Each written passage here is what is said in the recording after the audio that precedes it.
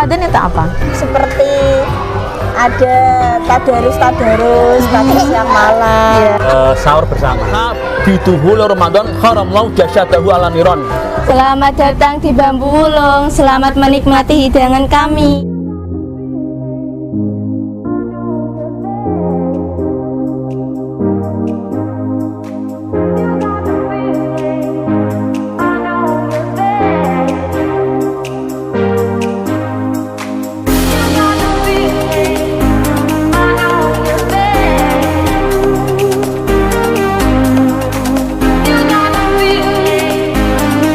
Assalamualaikum warahmatullahi wabarakatuh, Sobat Putri Cempa yang berbahagia. Kembali bertemu dengan kami dalam acara Ngobras saat ini spesial di bulan Ramadan.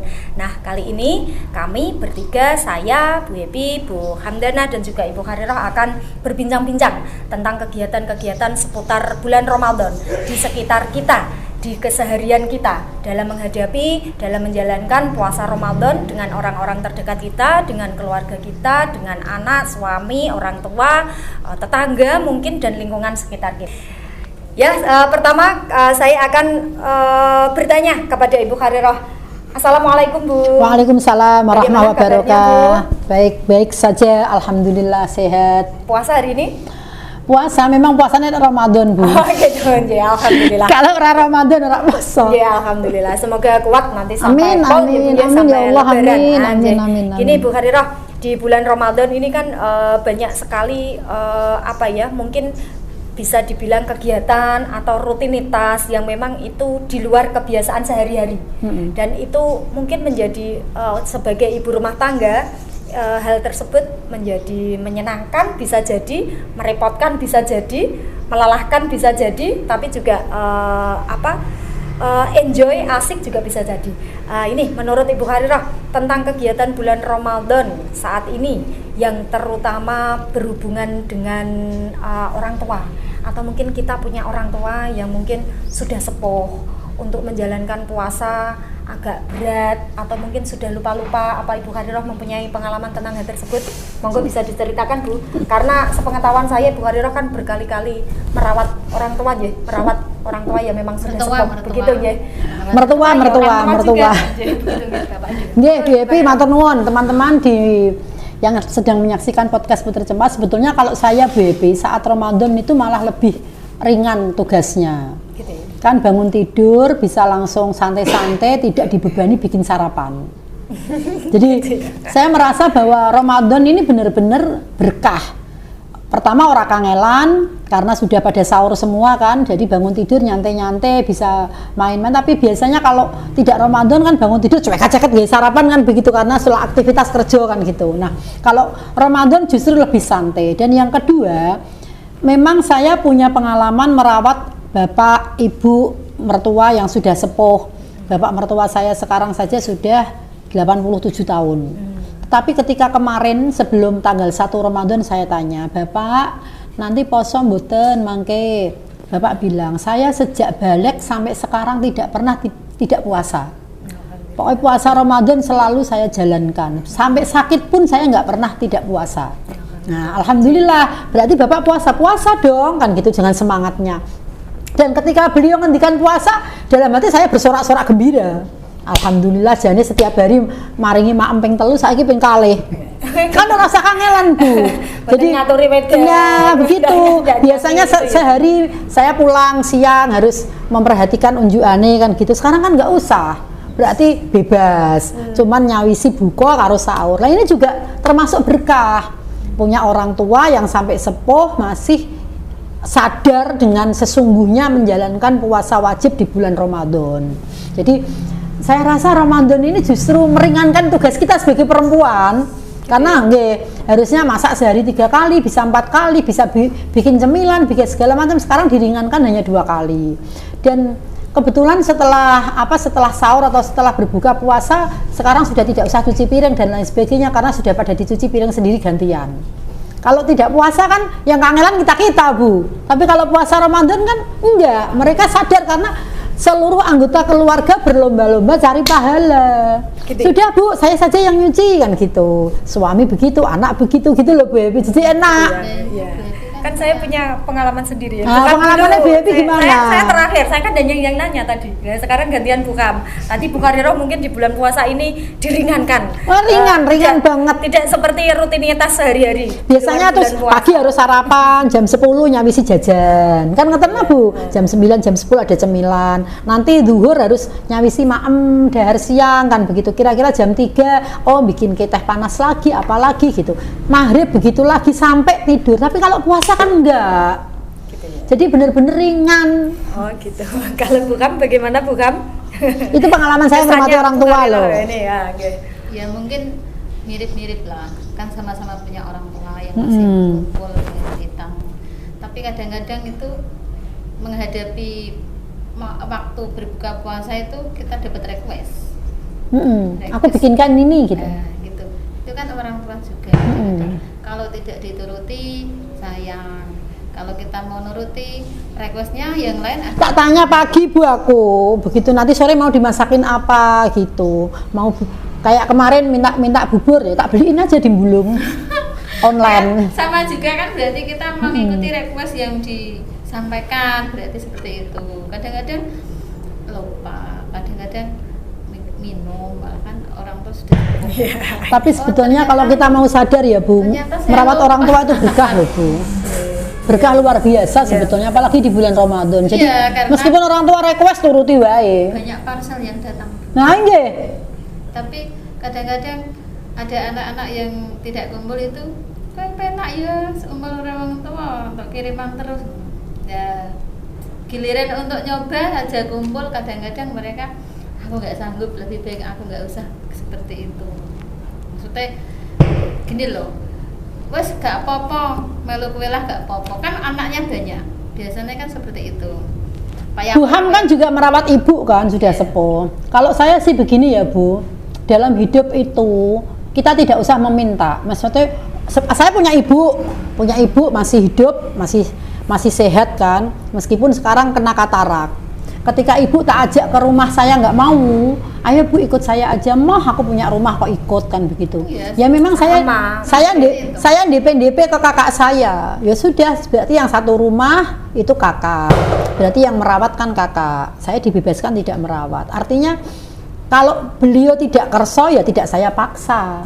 Ngapain kok luruh pekerjaan kan gitu. Biasanya Tapi kalau diberi amanah ya kita harus merawat dengan orang tua itu sebaik-baiknya. biasanya rasa memilikinya itu tinggi Bu, merasa bahwa anak-anaknya itu juga masih miliknya meskipun sudah menikah, meskipun sudah di luar kota, meskipun sudah punya keluarga dan punya cucu. Bahkan kalau seorang ibu, seorang orang tua itu menganggap bahwa mereka itu masih hak-haknya, masih anak-anaknya, masih ya pokoknya kalau datang itu dikasih makan, dikasih jajan, ya seperti itu, pulang disangoni. Itu mental orang tua meskipun sudah nggak mampu apa-apa, nggak mampu cari nafkah, nggak mampu berbuat banyak, tapi di perasaannya itu seperti itu. Jadi dikasih uang sama anaknya dikumpul-kumpulin nanti buat Nanti nyangoni buat anaknya putune. lagi. Buat Iya, anaknya. buat Habis putunya lagi, lagi, belum ya, kumpul iya. habis lagi langsung, Oke. harus habis. Iya, jadi begitu Sobat Putri Cempa, di keluarga besar Putri Cempa ini rata-rata memang kami itu perawat orang tua, punya pengalaman dalam merawat orang tua, sama juga seperti saya. Kebetulan ibu saya itu berkumpul dengan saya sudah kurang lebih 5 tahun ini ya. 5 tahun ini dulu saya 3 bersaudara, ibu saya anaknya 3. Dulu bapak dan ibu hanya berdua saja. Tapi setelah bapak meninggal, ibu terus sakit-sakitan, keluar masuk rumah sakit, kita pasrah kepada tetangga. Tapi ternyata di situ ada jadwal minum obat dan lain sebagainya, ternyata tidak terkontrol bida kalau dalam satu rumah gitu ya. Akhirnya kita sepakat sudah, yuk ikut sama Mbak ini gitu. Akhirnya ibu ikut saya. Nah, dalam menjaga orang tua, merawat orang tua, terutama di bulan puasa ini, kita sebagai anak, saya terutama itu merasakan ada dilema, ada seneng, ada sedih juga, ada bingungnya juga. Senengnya itu gini, oh iya kita puasa yuk sama-sama, seneng ya, maksudnya seneng menyambut bulan puasa ini kan ada tongtek. Saya masih punya anak kecil yang selalu menantikan tongtek. Tahu ya tongtek ya? Sobat Putri Cempa tahu ya? Tongtek itu loh. Anak-anak nggih biasanya menjelang sahur itu. Nggih, tanda untuk sahur juga. Membangunkan orang tidur untuk sahur. Nah, itu anak saya antusias. Saya pun antusias kalau ada rombongan tongtek gitu, saya selalu lihat.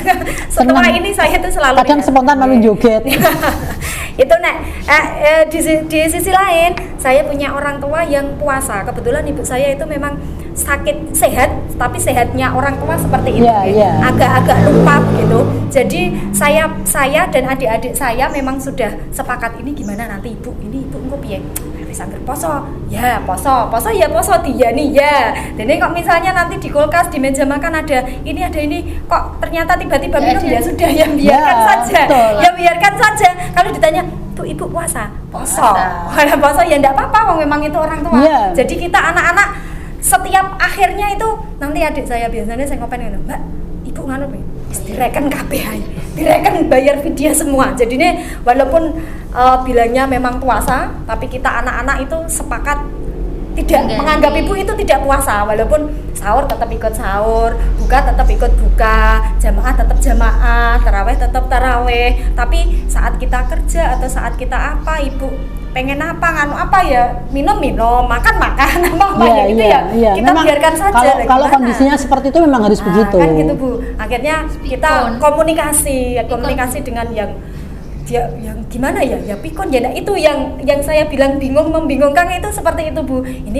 Itu berarti kondisinya ibunya Bu Happy kan sudah sepuh. Gitu ya. Ya, kalau kebetulan bapak sama ibu saya kan sudah sepuh tapi masih dobit gitu loh Bu, masih gitu ya? Masih cetok berpikirnya. Artinya ibu memang kena katarak, tetapi tapi semua masih cetok, pemikirannya masih saya ini puasa kan gitu. Seperti itu Bu. Sholat 5 waktu juga hormat waktu misalnya, misalnya tidak kuat wudhu, beliaunya juga sambil duduk, tayamum di sekitarnya gitu Bu. Jadi masih bisa melakukan ibadah-ibadah sesuai dengan keyakinannya. Kami sebagai anak ya mendukung, tetapi tidak menjadikan beliau itu beban.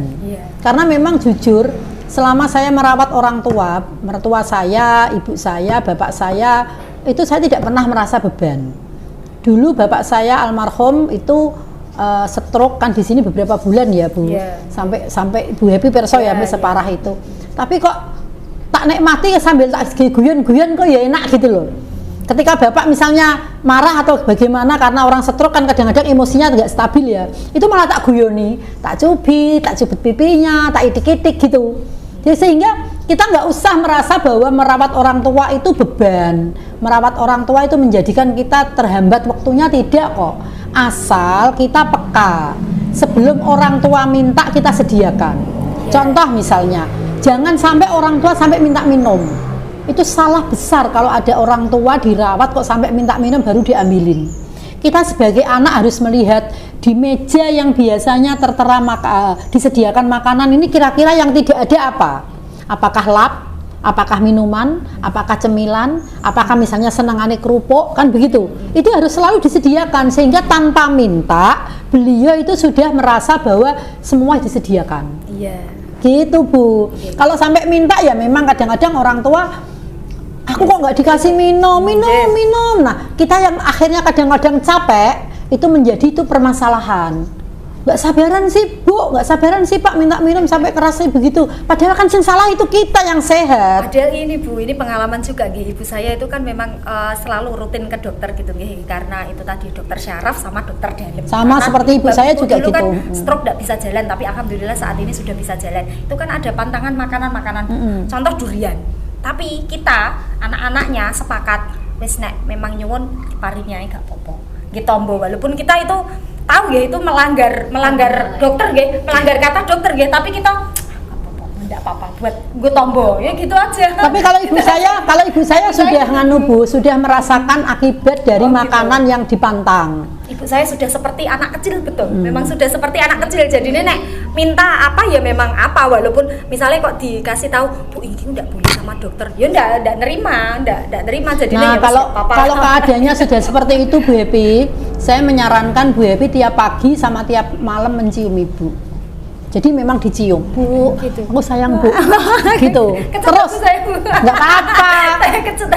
Loh, ini mungkin belum dipraktekkan banyak orang. Gitu ya? Tapi alhamdulillah saya sudah mempraktekkan Bu. Saya setiap ketemu ibu saya mesti tak cium pipi kanan, pipi kiri, seperti ketika ibu saya mencium saya pada saat kecil. Dan ibu itu seneng diperlakukan begitu, seneng ibu saya itu. Kalau lupa dicium ya langsung diduduhke gitu pipine. Aku belum cium kok, ngoten. Dan adik-adik saya semuanya ikut. Kalau Bu Happy memulai seperti itu, saya yakin adiknya nanti ikut. Ya, pasti. Jadi dicium setiap pagi, Ibu misalnya selamat pagi Bu, aku sayang Ibu, kok dicium. Nanti malam apa tidur ya juga gitu. Sehingga kita akan menghantarkan orang tua kita, menemani orang tua kita sampai beliau di pundut Gusti Allah itu ya dalam kasih sayang anak-anaknya Bu. Gitu. Dulu almarhum almarhumillah bapak saya dulu saya masih ingat betul ketika bapak itu mau kapundhut. Itu masih bisa ngendikan begini. Aku tunggu nih aja nduk tinggal sak matine aku tunggu nih. Saya masih bisa bercanda. Lho lah Pak aku matine kapan? Kok dikon nunggoni aku? Aku ndak ra iso kerja kan kula ngoten ah. Enggak, paling pun dhuwur aku wis ora ono. Itu betul kok. Saya benar-benar tidak pergi di dekatnya bapak. Duhur azan itu beliau tidak ada. Nah itu harus ucapan-ucapan orang tua itu harus kita waspadai sehingga jangan sampai kita menyesal di kemudian hari. Seperti misalnya Bu Ham sekarang ini diberi kesempatan bisa merawat ibu, nggak usah iri dengan saudara yang lain. Bu Ham itu kadang-kadang kan merasa terbelenggu waktu ketika yang lain bisa jalan-jalan, Bu Ham nggak bisa karena harus merawat ibu. Kadang saya juga begitu, adik-adik saya juga merasakan itu, tapi kebetulan karena kami itu berempat itu selalu bisa membagi waktu, gantian siapa yang gantian dan saudara-saudara saya itu kompak gitu loh Bu, untuk merawat ibu itu memang kompak. Apapun kondisinya, apapun kesibukannya, begitu salah satu memang tidak bisa mendampingi ibu berobat, pasti ada salah satu yang tetap mau berkorban. Gitu. Jadi dan ini memang sebuah konsekuensi ya, meskipun dalam kondisi apapun orang tua itu segalanya. Kalau saya sih memaknai gini. Ini untuk bulan Ramadan ini ya Bu ya. Sudah tua sekali. Anaknya juga sudah tua, sudah pensiun. Ya kan seperti itu. Mereka itu menderita sama-sama menderita. Anaknya juga tua, ibunya tua, sama-sama tua. Tapi aku mah tua ya Bu. Kebetulan kan saya itu melihat figur sosok orang tua itu dua. Satu itu figurnya anak, satu figurnya ibu. Itu masing-masing semua sama tua kan. Sama-sama orang tua ya. Sama-sama orang tua dan sama-sama punya penyakitan. Sudah seperti itu. Yeah. Jadi yang buat pelajaran buat saya itu ya ketika saya masih diberi kesempatan masih sehat, ya saya maksimalkan bahwa saat ini memang harus mengabdi sama orang tua. Betul, sepakat. Figur anaknya itu kan kakak saya ya berarti. Itu kan sudah merasakan seperti ibu saya yang gerah, yang sakit. Yang dulu ketika kakak itu masih sehat belum bisa merawat ibu kan? Ya, nah, maksudnya kan begitu. Betul itu Bu Ham. Kan tinggalnya terpisah. Ya. Ketika apalagi malah kakakku yang sudah meninggal. Kan itu juga seorang ibu yang kehilangan anaknya 2, 3 bahkan kakak saya itu 3 yang sudah meninggal itu kan sakitnya dadanya di sini itu loh Bu. Itu nek diajak bicara itu nyeri. Ya, kita merasakan perihnya seperti gimana ya orang tua menguburkan anaknya, menghantarkan anaknya ke liang lahat, istilah seperti itu. Kita tidak terbayangkan seperti itu ya. Misalnya ada momen-momen saya merasa bahwa ada memori yang kembali ketika anak-anaknya masih ada itu sering terselip makan bersama. Nah, seperti itu. Masak-masak sama ibu saya juga sering kok Bu. Kan mesti memorinya ya gitu. Ibu saya itu meskipun sudah tidak mampu masak ya, tetapi seringkali manggil anak-anaknya untuk mayoran. Nah itu. Ayo makan bareng, ayo gitu. Walaupun pesen makannya, tetapi seneng gitu kalau lihat anaknya ngumpul mayoran. Pokoknya kadang-kadang kan menghitungnya anak itu masih genep, padahal kan ada yang sudah pergi. Kalau lebaran seperti ini, ibu itu nyembelih ayam itu bisa 6, bisa 7 Bu. Anaknya dikasih satu-satu semua. Kamu nggak usah bikin opor, ibu sudah punya gitu. Nanti saya ke situ dikasih 1, adik saya 1 gitu Bu.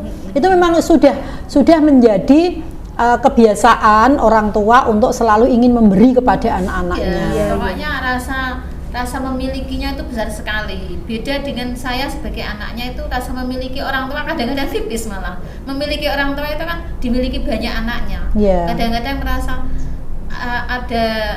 ada batasan gitu loh. tidak sepenuhnya itu milikku gitu loh. Kalau anak kita, ibu itu memiliki anaknya itu sepenuhnya, meskipun berbagai macam cara itu mereka menganggap bahwa anak-anaknya itu sepenuhnya milikku. Tapi kalau anak-anaknya itu menganggap ibunya itu tidak seperti ibunya menganggap anaknya. Ya. Seperti itu. Ada batasan-batasan. Kalau saya jujur ya, karena saya tidak pernah melahirkan anak, itu kan saya tidak bisa merasakan punya anak kandung. Karena tidak pernah merasa melahirkan anak. Cuman Allah memberi kesempatan saya belajar banyak persoalan di depan mata. Di depan mata, di depan mata sejak dulu. Bagaimana saya mempunyai kakak ipar yang anaknya 10, ketika meninggal juga ternyata tidak ditungguin anak-anaknya semua. Kan begitu, Bu. Bagaimana ketika saya dihadapkan harus merawat ibu mertua yang kemudian hidup seorang diri meskipun punya anak perempuan 2. Kan begitu. Dan misalnya melihat bapak mertua meskipun anaknya banyak 8 orang tapi ternyata harus saya yang merawat. Beliau memilih untuk di sini saya rawat, kan begitu. Sehingga saya merasa bahwa Allah itu mengatur sirkulasi kehidupan manusia dengan caranya. Tidak kemudian terus kita harus merasa bahwa punya anak itu wajib, kan begitu. Punya anak itu wajib. Punya anak itu harus. Kalau kamu nggak punya anak nanti uripnya nelongsos. Saya rasa selama saya sampai sekarang ini ya, detik ini, mudah-mudahan sampai nanti saya dihadapkan dengan banyak contoh ketika almarhum wal maghfurillah Mbah Nyai Azizah Maksum. Itu kan Bu Nyai saya. Beliau juga tidak punya anak, tapi ternyata meninggalnya lebih mulia dari kebanyakan orang. Kan begitu, Bu. Nah, belajar dari situ akhirnya kita selalu memanfaatkan waktu kita ketika kita sehat. Kok diberi kesempatan bisa merawat orang tua, tinggalkan yang lain. Pokoknya kesibukan apapun tinggalkan sepanjang kita masih bisa merawat orang tua. Karena apa? Kita tidak tahu kapan kita tiba-tiba sakit dan kita tidak bisa merawat orang tua gitu loh. Iya. Jadi artinya memang kita saat ini sebagai anak, sampai kapanpun kita itu sebagai anak, dan saat ini kita juga berkesempatan sebagai orang tua. Setiap kesempatan, setiap pengalaman, perbuatan, pengalaman kita sebagai anak, pengalaman kita sebagai orang tua itu sebagai media belajar gitu.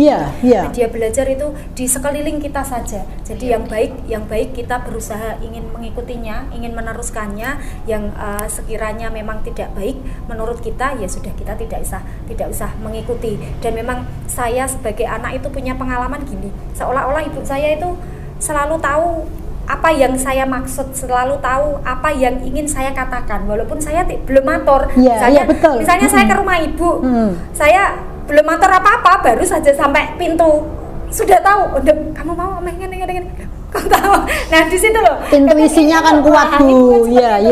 Nah, itu sama. Mungkin di posisi saat ini saya sebagai ibu, walaupun memang anak-anak saya masih bersekolah gitu, maksudnya masih kecil-kecil, mungkin intuisi seperti itu harus selalu kita pelajari, harus selalu kita bangun. Bagaimana kita mengenali betul anak kita, kan seperti itu. Karena karakter anak itu kan beda-beda gitu. Anak yang satu dengan anak yang lain itu berbeda. 2 anak saja itu sudah jauh beda, apalagi sing dulu banyak anak. Dan orang tua dulu itu harus kita akui, beliau itu sangat hebat. Bagaimana tidak mereka merawat 8, 10, 12 anak. Mampu. Tahu ya? Tapi anaknya ya nggak mampu merawat satu ibu. Makanya mampu. Sedangkan kita saat ini merawat 1, 2, paling banyak 3 anak. Wah, nek pas kumpul bersama-sama sudah merasa repotnya begitu. Yang paling harus dihindari itu kita mengeluh atau menjelek-jelekan orang tua. Itu jangan sampai. Jadi misalnya ibu saya begini, bapak saya begini, jangan. Karena kita belum pernah merasakan jadi orang tua. Jadi bagaimana ketika tangan digerakkan sudah berasa sakit, kepala dimiringkan sudah pening, kan begitu. Itu kan pasti orang tua kan memang maunya dirawat, maunya diperhatikan. Nah, kita sebagai anak dihindari mengeluh atau mengolok-olok orang tua. Ibu itu, bapak itu sukanya begini aja, gini misalnya, sukanya makan enak misalnya. Lo memang orang tua kalau nggak enak ya nggak doyan, Bu. Wong kita masih muda saja mikirnya makannya harus minta yang enak kok, apalagi orang tua yang perasaannya sudah mulai berkurang kan. Jadi memang harus enak, harus diperhatikan, harus anget, harus panas, kan begitu. Iya, Ini. betul sekali apa yang tadi sudah disampaikan, diceritakan pengalaman Ibu Khairoh dalam merawat orang tua beliau, mertua, bukan hanya 1, 2, 3 orang ya, tapi memang berkali-kali, dan saat ini juga sedang merawat bapak mertua juga ya, memang sudah Bapakku sendiri juga sudah sepuh, pernah sudah nggih. kan gitu ya, selalu berganti-ganti begitu ya, hanya 3. Dan Bu Hamdana juga, dan kebetulan saya Ibunya, juga punya pengalaman, ya. jadi begitulah Sobat Putri Cempa, mohon maaf ulangi nggih. Jadi begitu Sobat Putri Cempa, pengalaman kami, pengalaman kita dalam merawat orang tua terutama di bulan Ramadan ini. Jadi memang kita sebagai anak yang memang masih muda memang harus besar toleransi terhadap orang tua. Tadi seperti yang dingentikake Ibu Khairoh, bahwa kita itu jangan sampai melarang-larang orang tua, mengata-ngatakan orang tua. Ya memang begitulah orang tua, begitulah orang tua, kembali menjadi seperti anak-anak. Memang seperti itu. Jadi kita yang muda-muda sebagai anak ini memang yang harus toleransinya dibesarkan. Kita turunkan frekuensinya selevel beliau-beliau ini. Begitu ya. Jadi demikian Sobat Putri Cempa, ngobras kita pada kesempatan kali ini, dan spesial Ramadan ada bermacam pengalaman, bermacam kegiatan di bulan Ramadan yang berkaitan dengan orang tua, yang memang itu menjadi pengalaman kami sendiri, dan mudah-mudahan kami terutama keluarga besar Putri Cempa ini bisa selalu berbuat baik kepada orang tua, bisa selalu berkesempatan untuk berbuat baik kepada orang tua sampai akhir hayat besok. Amin. Demikian Sobat Putri Cempa, ngobras kita pada kali ini. Sampai ketemu di lain kesempatan. Wassalamualaikum warahmatullahi wabarakatuh. Waalaikumsalam warahmatullahi wabarakatuh.